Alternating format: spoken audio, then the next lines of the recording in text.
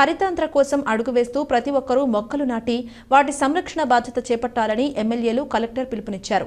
కడప నగర శివార్లలోని యోగి వేమన యూనివర్సిటీలో వన మహోత్సవ కార్యక్రమం నిర్వహించారు. తొలుత కమలాపురం, జమ్మలమడుగు, మైదుకూరు ఎమ్మెల్యేలు పుత్తా కృష్ణ చైతన్యరెడ్డి, ఆదినారాయణరెడ్డి, పుట్టా సుధాకర్ యాదవ్, కలెక్టర్ శివశంకర్ లోతేటితో పాటు ఇతర అతిథులు మొక్కలు నాటి కార్యక్రమాన్ని ప్రారంభించారు.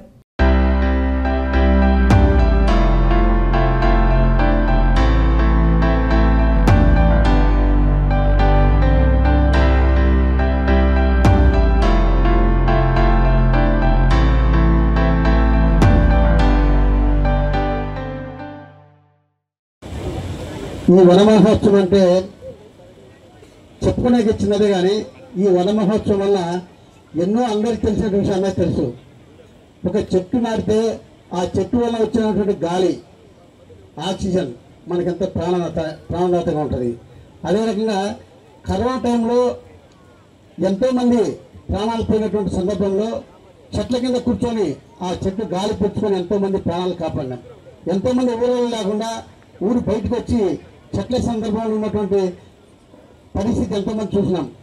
చెట్లను మనం తల్లిదండ్రులు మన తల్లి ఏ రకంగా చిన్నప్పుడు మనకు సాగుతుందో అదే రకంగా చెట్టును సాగితే చెట్టుకు ఒక మహత్వమైనటువంటి వృక్షాలు, దానికి వచ్చిన ఫలాలు కూడా మనం అందరం తీసుకుంటాం, మనం అందరం తింటాం.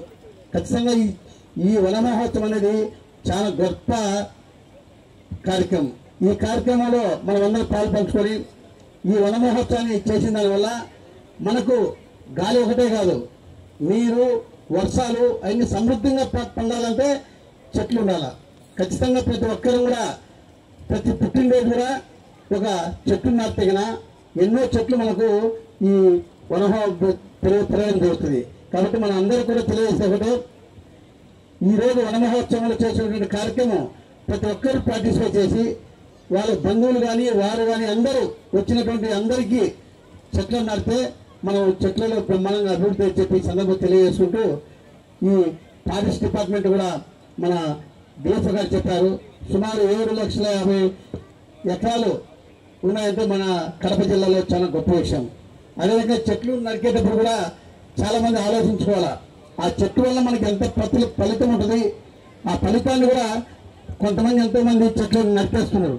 ఆ నరికేదాన్ని కంట్రోల్ చేసేకి ఫారెస్ట్ డిపార్ట్మెంట్ కూడా బాగా శ్రమిస్తున్నారు. వారికి కూడా వాళ్ళకి అభినందనలు తెలియజేసుకుంటున్నా. ఈరోజు ఈ కార్యక్రమంలో ఎంతోమంది మన రాష్ట్రంలో ఎన్నో కార్యక్రమాలు చేస్తున్నారు. ఆ కార్యక్రమం మైదుకు మన కడప జిల్లాలో ఈరోజు అద్భుతంగా చేసేందుకు అందరికీ కూడా ధన్యవాదాలు తెలియజేసుకుంటూ సెలవు తీసుకుంటాం. 1950లో కేంద్ర ప్రభుత్వం ఒక నిర్ణయాత్మకంగా ఈ వన మహోత్సవం కార్యక్రమం అంటే 74+1 75వ సంవత్సరం ఈ యొక్క ప్రాంగణంలో ముఖ్యంగా యోగి వేమన యూనివర్సిటీ వాళ్ళు దీన్ని ఆహ్వానించినందుకు జిల్లా కలెక్టర్ గారికి, మిగతా స్టాఫ్ అందరికీ, ముఖ్యంగా డిఎఫ్ఓ గారికి, నాతో పాటు పాల్గొన్న ఎమ్మెల్యేలకు, మిగతా వాళ్ళకందరికీ, జనసేన శ్రీనివాస్ గారికి, మా భూపేష్కు అందరికీ హృదయపూర్వక నమస్కారం. సబ్జెక్టు పరంగా నేను ఇంతకుముందు ఒకసారి కలెక్టర్ గారిని చెప్పాను, మొక్క నాటడం కాదు దాన్ని కాపాడాలి. ఇంతకుముందు ఒక చాలా సామెత ఉండేది, ఉదయాన్న మంత్రి మొక్క నాటను, మధ్యాహ్నంకి వచ్చేలకు అది మేక తినేది, సాయంత్రం వచ్చేలకు ఆ మేకను మంత్రి కోసుకొని తినాడు. ఆ పరిస్థితి వస్తే నాటడం కూడా వేస్ట్, ఏదో టైంపాస్ అది. ఇప్పుడు ఇక్కడ నాటిన మా తల్లి పేరుతో కానీ ఇక్కడ మేమందరం నాటాం. వాటిని కాపాడడంతో పాటు జిల్లాలో ఎవరి కొద్దీ వాళ్ళు నాటితేనే, నాటిన తర్వాత కాపాడితేనే. నేనైతే సింపుల్గా చెప్పే భాష, మొక్కలు నరికితే నరకం, మొక్కలను కాపాడితే స్వర్గం. కాపాడితే స్వర్గం, నరికితే నరకం. మనమే మన చేతిలోనే ఉంది. నిన్ననే యోగి వేమన యూనివర్సిటీలో ఒక శతకం కూడా రాశారు, తను తాను తెలుసుకుంటే తానే బ్రహ్మ అని, తెలుసుకోకపోతే కర్మ అని. మనం తెలుసుకుంటామా, తెలుసుకోకపోవా? మొక్క నాటి బతికిస్తామా, నాటకుండా నరుకుతామా? అసలు చెట్టుది నేను ఒక ఐ డాక్టర్తో డిస్కస్ చేశాను, చెట్టు గురించి నీ అభిప్రాయం చెప్పని. ఇప్పుడు మీరు చెప్పినారు చాలా విషయాలు, ఆక్సిజన్ అని, కార్బన్ డైఆక్సైడ్ పీల్చుకుంటుందని, ప్లస్ కలపనిస్తుందని, తేనెకు ఉపయోగపడుతుందని, నీడనిస్తుందని, గట్టు దగ్గర ఉంటే పర్యావరణ రక్షణ చేస్తుందని. నేనైతే మన రోడ్డు వెంట నాటితే ఒక శుభసూచికమే కాకుండా ఎక్కడన్నా మలుపు ఉందంటే దూరంగా ఉంటే ఆ చెట్టు చూస్తే అక్కడ మలుపు ఉంది అనేది అర్థమవుతుంది. రోడ్డు యాక్సిడెంట్ జరగకుండా కూడా కాపాడుతుంది. అన్నిటికంటే ముఖ్యం కంటి డాక్టర్కి చెప్పిన కంటి చూపును కూడా పెంచుతుంది. పచ్చదనాన్ని చూస్తే కంటి చూపు, ఎర్రదనాన్ని చూస్తే కంటి చూపు తగ్గిపోతుంది. ముఖ్యంగా పోలీస్ డిపార్ట్మెంట్ వాళ్ళు ఫారెస్ట్లో కూమింగ్ చేసినప్పుడు వాళ్ళు చాలా కష్టపడి కళ్ళంతా ఎర్రబడినప్పుడు వాళ్ళ కండిషన్ పెట్టారు, మీరు కొంచెంసేపు చెట్ల కింద పడుకొని చెట్టు చక్కగా చూడండి అని. అంటే చెట్టు ఆ రకంగా డిపార్ట్మెంట్ వాళ్ళకు కూడా ఉపయోగపడుతుంది. కాబట్టి మన కొద్దీ శక్తి కొద్దీ మనం ఎంత ఉపయోగపడేటట్టుగా చేస్తే అంత ఉపయోగం.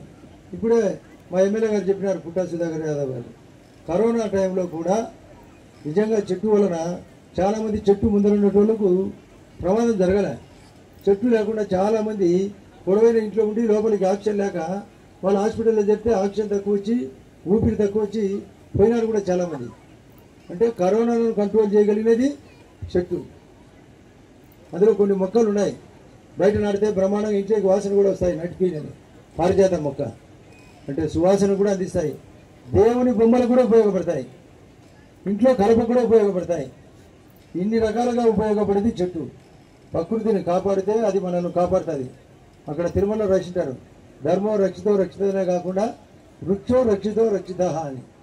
అంటే వృక్షము నాటితే అది మనల్ని కాపాడుతుంది, ధర్మాన్ని రక్షిస్తే ధర్మాన్ని కాపాడుతుంది. మనం మంచి చేస్తే, ధర్మం చేస్తే దేవుడు మన జోలిలోకి వస్తాడు. కానీ అధర్మం చేస్తే ఆటోమేటిక్గా దయ్యం మన చుట్టూ ఉంటుంది. కాబట్టి చెట్టు నాటితే ధర్మంతో పాటు దైవం కూడా కలిసి వస్తుంది. అది అందరికీ ఉపయోగపడుతుంది. మనమందరం హృదయపూర్వకంగా ఇక్కడ ప్రతిజ్ఞ కూడా ఉంది, మేము చెట్టు నాటుతాం, చెట్టును కాపాడుతాం, తల్లి పేరుతో నాటుతాం. మన పిల్లలకు కూడా చెట్టు యొక్క ప్రాశస్త్యం చెప్పాలి కూడా. నర్సరీ అనే కార్యక్రమం ఉంది. మన పిల్లలకు నర్సరీ కార్యక్రమం స్కూల్లో అయితే చేసినప్పుడు నర్సరీ ఎట్లనో మన యొక్క ఫారెస్ట్ డిపార్ట్మెంట్లో ఉండే నర్సరీని కూడా కాపాడాల్సిన అవసరం మనకు ఎంతైనా ఉంది. నేను ముఖ్యంగా ఇక్కడికి వచ్చేటప్పుడు నాకు కూడా ఏదో ఒక తోచిన సాయం చేయాలని ఒక 410 అడుగుల 12 అడుగుల పండ్ల మొక్కలు కూడా తెచ్చి ఫారెస్ట్ ఆఫీసర్కి కూడా అందజేయడం కూడా జరిగింది. ఎంత చేతనైతే మనము నాటాలా, మన నలుగురికి ఇచ్చి నాటేయాలా. నేను ఇంతకుముందు జమ్మనడుగులో మా వాళ్ళకు పెద్ద 15 అడుగుల చెట్లు నేను కడియం నుంచి తెస్తే ఊర్లో ఒక్క నాట్లే. లాస్ట్కు పోలీస్ డిపార్ట్మెంట్ వాళ్ళని పెట్టి నాటించిన. అప్పుడు చెప్పిన అదే మన సైడు సార్ కలెక్టర్ గారు, మన సైడు డబ్బును లెక్క అంటారు కడపలో. మీకు ఆ లెక్కాచారం తెలుసో లేదో, కడపలో డబ్బును లెక్క అంటారు. లెక్క చెట్లు తెచ్చిస్తే మాత్రం చాలా మంది నడతారు. లెక్కటి ఏమన్నా ఉంటే చూడండి, లెక్క కాయాలి. మామూలుగా మొక్కలు లెక్క రెడీగా అయ్యి మళ్ళా ప్రమాదం ఉంది. 500 కాగితాలు తెచ్చిచ్చి నాకు 2000 కాగితాలు తెచ్చి లేదంటారు. 2000 రూపాయల కాగితాలు కదా తెచ్చేయాల్సింది. మేము ఓటుకు లెక్కే, మొక్కకు లెక్కే. ఇట్లా తయారైంది ఈ వ్యవస్థ. ఈ వ్యవస్థలో పోతే తప్ప ఈ చెట్టుకు, ఈ సమాజానికి మంచి జరగదు. అధికారులు కూడా ఫోన్లు చేసి అడుగుతారు, మేము ఓటేస్తున్నా మాకేమిస్తారని. ఇవి చెప్పకూడదు కొన్ని. ఇప్పుడు చెట్టు ఒకటి నాటడం కాదు, సమాజాన్ని కూడా బాగు చేసే దానికోసం అందరూ తోడ్పడితే అది మంచి జరుగుతుంది. చెట్టు అంత విలువైంది, అది పవిత్రమైంది, అది దైవికమైంది. అసలు నేను ఒకసారి అయోధ్య దగ్గరికి పోయినప్పుడు నరేంద్ర మోడీ గారు ఆ టెంపుల్కు పాత టెంపుల్ తీసేసి కొత్త టెంపుల్ కట్టేటప్పుడు పారిజాతం అనే మొక్క నాటినారు. నేను అక్కడ చెప్పొచ్చిన, నేను కూడా ఒక 1000 మొక్కలు అయోధ్య టెంపుల్ చుట్టూ పారిజాతం మొక్కలు ఇస్తామని, అంటే నైట్ క్వీన్ మొక్కలు. కాబట్టి ఎవరి కొద్దీ వాళ్ళు సాయం చేసేది అంటూ ఉంటే ఈ పరిస్థితులు మారుతాయి. దయచేసి ఆ పాత కల్చర్ తీసేసి మనమందరం ఈ వన మహోత్సవం కార్యక్రమానికి పాల్గొన్న ప్రతి ఒక్కరు ప్రతిజ్ఞ చేసి మేము కనీసం 10 మొక్కలు నాటుతాం. ఆ 10 మొక్కలను చెట్టు అయ్యేంత వరకు కాపాడుతామనే ఉద్దేశంతో ఉంటే మన తల్లిదండ్రులకు, మన సంతానానికి, సమాజానికి, దేవునికి అందరికీ ఉపయోగపడే తీరులో ఉంటుందని హృదయపూర్వకంగా అందరికీ నా యొక్క ఆలోచన చెప్తూ నమస్కరిస్తూ సెలవు తీసుకుంటున్నాను. ఇంతటి గొప్ప కార్యక్రమాన్ని కమలాపురం నియోజకవర్గంలో జిల్లా తరఫున ఆర్గనైజ్ చేసినందుకు మన కలెక్టర్ శివశంకర్ లోతేడి గారికి, డిఎఫ్ఓ సందీప్ రెడ్డి గారికి, అలాగే జాయింట్ కలెక్టర్ అదితి సింగ్ గారికి, అలాగే ఈ కార్యక్రమానికి విచ్చేసినటువంటి గౌరవ శాసనసభ్యులు ఆదినారాయణ రెడ్డి అన్న గారికి, సుధాకర్ అన్న గారికి, నా మిత్రుడు భూపేష్కి, మన శ్రీనివాస్ అన్నకి, అలాగే ఈ యూనివర్సిటీలో ఆర్గనైజ్ చేసినటువంటి బీసీ గారికి, ప్రిన్సిపల్ గారికి, అందరికి కూడా ముందు నమస్కారాలు తెలియజేస్తున్నాను. ఇది ఒక గొప్ప కార్యక్రమం. అవగాహన కలిగించడానికి ఒక కార్యక్రమం చేస్తే 10 మందికి తెలుస్తుందని చెప్పి కార్యక్రమం చేస్తున్నాం. ఇంతకుముందు అంటే కొన్ని సంవత్సరాల కింద చెట్లు నరకడానికి కారణాలు వెతుక్కునేవాళ్ళు. ఇప్పుడు చెట్లు నాటడానికి కారణాలు వెతుక్కుంటున్నాం. వెతుక్కోవడం కూడా మంచిది. ప్రతి ఒక్క కారణం తీసుకొని ఈ కారణం ఉంది కాబట్టి చెట్లు నాటాలి అనే పొజిషన్కి రావాలి. ప్రతి ఒక్కరు కూడా ఆలోచన విధంగా రావాలి. ఎగ్జాంపుల్గా చెప్తున్నా, పిల్లలు బర్త్డే ఉంటుంది, బర్త్డే చేస్తుంటాం. ఈరోజు మా కూతురు మీద ఒక చెట్టు నాటుతున్నా. బర్త్డేకి 10 బర్త్డేలు జరుపుతాం స్కూల్లో ఉన్నంత వరకు. 10 చెట్లు నాటినట్లే కదా ఒక ఇంట్లో. ప్రతి సంవత్సరం ఒక చెట్టు. అలాగే అంటే ఇందాక 50 లక్షల చెట్లు నాటాలని టార్గెట్ ఇచ్చారని చెప్తే చెప్పడానికి 50 లక్షల చెట్లు అనుకుంటున్నాం. దాన్ని డివైడ్ చేసుకుంటే ఒక కాన్స్టిట్యున్సీకి 70,000 ఇండ్లు యావరేజ్గా ఉంటాయి. ఒక్కొక్క ఇంటికి 10 చెట్లు టార్గెట్ చేసుకున్నామంటే 10 చెట్లు వేసుకున్నామంటే 7 లక్షల చెట్లు. 7 కాన్స్టిట్యున్సీలకి 49 లక్షలు. అట్లా 50 లక్షల చెట్లు హ్యాపీగా వచ్చేసినాయి. ఇది మనం అనుకోని చేస్తే పెద్ద పని కాదు. ఖచ్చితంగా ఎందుకు చెట్లు నాటాలి, చెట్లు లేకపోతే ఏంటి అని అందరూ పెద్దలందరూ కూడా చెప్పారు. దాన్ని ఎలా నాటాలి అని ఒక కార్యక్రమం చేసుకొని మనలో మనం ప్రతి ఒక్కరు కూడా బాధ్యత తీసుకొని ప్రతి ఒక్కరు కూడా చెట్లు నాటాలని చెప్పి ప్రతి ఒక్కరిని కూడా కోరుకుంటున్నాను కాదు, వేడుకుంటున్నాను. ఎందుకంటే భవిష్యత్ తరాలకి కనీసం మనం బతకడానికి వాళ్ళకు వెసులుబాటు కలిగించాలి. ఇదే రేంజ్లో మనం పోతా ఉంటే పెరిగే జనాభాకు ఎక్కడ కూడా ఈ చెట్లు సరిపోవు. చెట్లు లేకుంటే వర్షాలు లేవు, వర్షాలు లేకుంటే మంచినీళ్ళు లేవు, అన్ని రకాలుగా కూడా నష్టపోతాం. కాబట్టి ప్రతి ఒక్కరు కూడా తమ బాధ్యతగా చెట్లు నాటాలి. తల్లి పేరు మీద చెట్టు నాటాలి. ఎందుకు ఆ కార్యక్రమం పెట్టారంటే ఒక గౌరవం ఇస్తే దాని మీద తల్లిని గుర్తు చేసుకొని కూడా ఒక ఖచ్చితంగా నాటుతారు, దాన్ని పెంచుకుంటారు, వదిలేయకుండా పెంచుతారని చెప్పి ఆ కార్యక్రమాన్ని పెట్టి జరిగింది. అలాగే మీకు ఇష్టమైన వాళ్ళ పేరు మీద ఎవరి పేరు మీద కూడా చెట్లు నాటచ్చు. దాన్ని సంరక్షించుకోండి, కారణం వెతుక్కోండి.